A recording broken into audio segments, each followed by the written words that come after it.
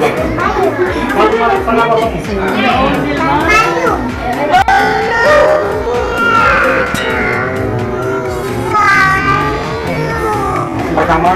kita membaca doa.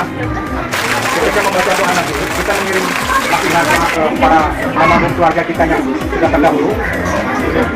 Nanti bila mana dibilang pilihan berarti bagi yang orang tuanya tidak almarhum atau ibu atau saudara, bisa kita catat. Ya, di ini ya. Jadi begitu kita bilang nanti setelah berarti nilai ta'ala Rasulullah ini, nanti berarti para keluarga kodenya masing-masing.